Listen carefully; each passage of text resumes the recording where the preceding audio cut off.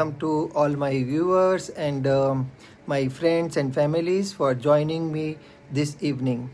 आज हम चर्चा करेंगे प्री मिक्स इंसुलिन के बारे में और हमारे साथ आज ज्वाइन हो रही हैं डॉक्टर लोतिका। अभी वो हमें थोड़ी देर में ज्वाइन करने वाली हैं।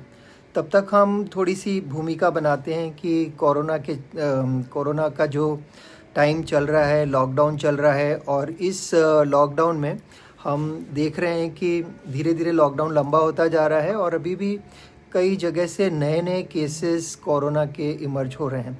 तो वो हमारे लिए एक अलार्मिंग सिचुएशन है और हमें अपने आप को काफ़ी सुरक्षित रखना है। ये जो साल 2020 है वो 2020 हमारे लिए ज़्यादा करके बच के रहने वाला साल लग रहा है मुझे, और हम देखते हैं कि अपने आप को किस तरह से हम बचा पाएंगे।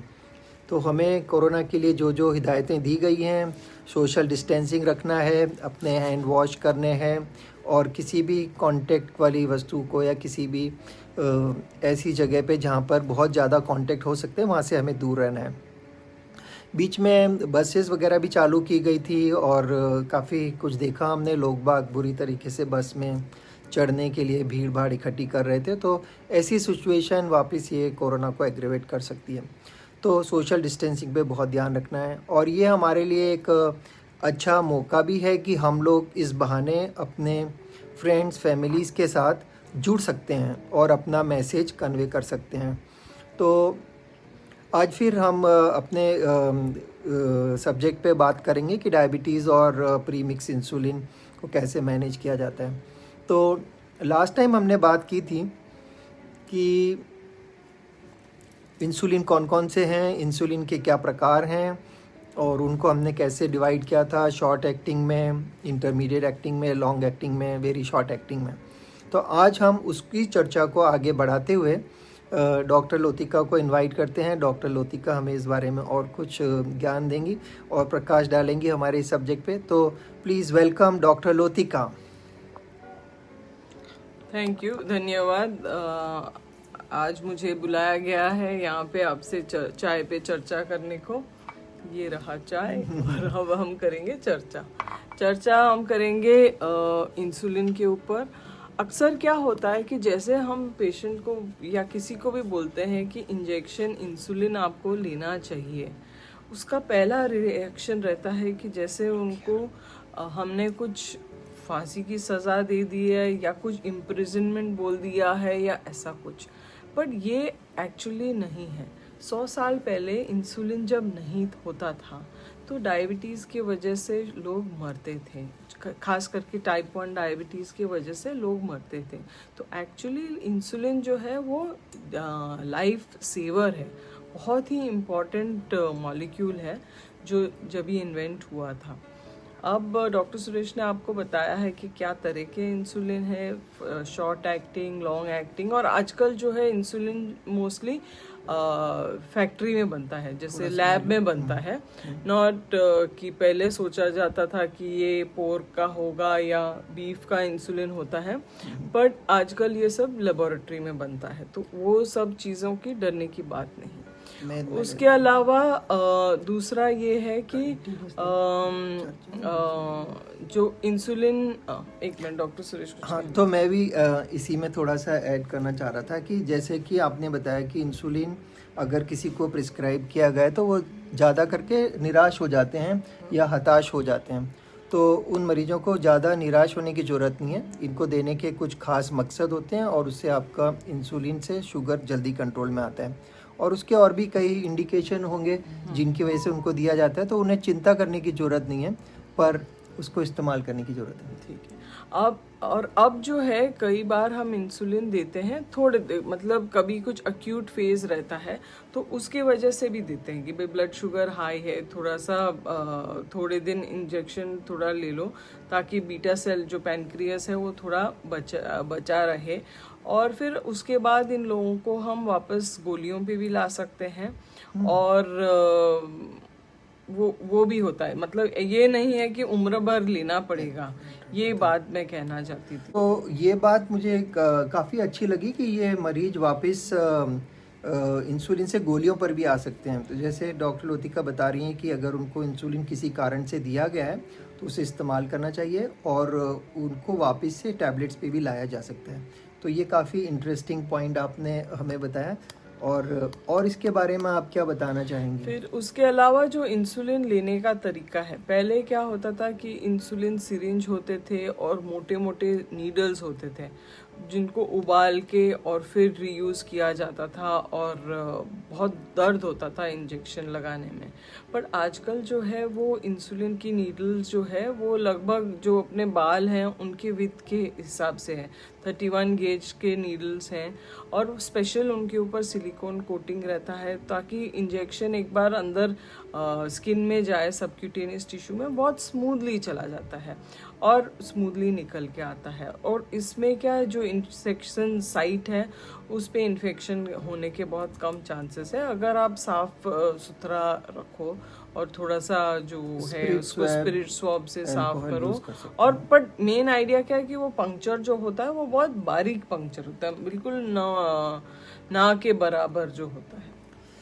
तो अब हमें ये भी मालूम पड़ा कि अगर हमें इंसुलिन लेना है तो उसे हम इंसुलिन सिरिंज से या इंसुलिन पेन से ले सकते हैं। और ये सिरिंजेस और पेन हैं, ये काफ़ी एडवांस हैं आज की तारीख में। इनकी निडल बहुत बारीक होती है और इसको सब क्यूटेनियसली लगाया जाता है। तो कुछ आपको क्या लगता है डॉक्टर, उससे दर्द बहुत ज़्यादा होता है क्या? बहुत सारे मरीजों का ये सवाल था कि क्या इसमें दर्द की मात्रा कैसी रहती है, दर्द कितना होता है? अक्सर जो है आजकल जो इंसुलिन सिरिंजेस है वो इतनी बारीक है, या नीडल्स जो इंसुलिन पेन के साथ नीडल होती है वो इतनी बारीक है कि कभी कभी सोता हुआ बच्चे को भी लगाते हैं तो उसे मालूम नहीं पड़ता है, मतलब बिल्कुल ही पेनलेस होता है। तो इसलिए डरने की कोई बात नहीं है। ओके, सो आजकल बहुत सिंपल है इंजेक्शन लगाना और डरने की ज़रूरत नहीं है, पेनफुल नहीं होता है। और उसकी मुद्दत भी जैसे बताई गई कि थोड़े दिनों के लिए लेना पड़ सकता है और बाद में आपको वापस हम टैबलेट्स पे भी ला सकते हैं। और डॉक्टर साहब थोड़ा हमें और बताइए कि ये प्री मिक्स्ड इंसुलिन क्या होते हैं और उनके बारे में आप क्या कहना चाहेंगे? तो जो इंसुलिन होते हैं वो अलग अलग, जैसे डॉक्टर सुरेश ने बताया आपको कि अलग अलग तरह के होते हैं कि उनकी जो ड्यूरेशन ऑफ एक्शन, मतलब कितने घंटे या कितनी देर तक चलेगा, तो उस हिसाब से वो अलग होते हैं। कोई इंजेक्शन होते हैं जो 15-20 मिनट में उनका एक्शन चालू हो जाता है और बट उसका इफेक्ट चला जाता है 5 या 6 घंटे में। सिमिलरली वो इंसुलिन भी होते हैं जो 2 घंटे बाद एक्ट करना चालू करते हैं और लगभग 24 से ऑलमोस्ट 36 आवर्स तक चलते हैं। तो उनका ये तो एक्शन बहुत लॉन्ग एक्टिंग, तो वो लॉन्ग एक्टिंग होता है। तो हर एक जनों के हर एक जो पर्सन है उस हिसाब से एक्चुअली इंसुलिन टेलर किया जाता है कि प्रीमिक्स होता कैसा है। तो उसमें जो है मेन जो प्रीमिक्स वैरायटीज अवेलेबल होती हैं वो होता है 30 और 70 और या 80 और 20, 50 और 50। सो जैसे कि आपने बताया कि इंसुलिन होते हैं वो एक तो शॉर्ट एक्टिंग इंसुलिन होते हैं और एक लॉन्ग एक्टिंग इंसुलिन होते हैं। पर जो प्री मिक्स इंसुलिन की आज अपन बात कर रहे हैं, हम लोग बात कर रहे हैं, उसमें शॉर्ट एक्टिंग और इंटरमीडिएट एक्टिंग इंसुलिन मिक्स होता है। तो शॉर्ट एक्टिंग इंसुलिन जैसे मैडम ने बताया कि वो थोड़ी देर शरीर में काम करते हैं और ज़्यादा से ज़्यादा 3 से 6 घंटे तक उनका एक्शन होता है, 15-20 मिनट में उनका एक्शन चालू हो जाता है। और इंटरमीडिएट एक्टिंग इंसुलिन है वो 2 से 3 घंटे में उनका एक्शन चालू होता है और 10 से 16-17 घंटे तक भी वो काम कर सकते हैं शरीर में। और जैसे कि मैडम आप बता रही थी कि ये प्री मिक्स्ड इंसुलिन अलग अलग स्ट्रेंथ में मिक्स होते हैं, तो बाज़ार में कौन कौन से मिक्सचर अवेलेबल हैं, ज़रा उस पर भी आप थोड़ा कुछ बताइए।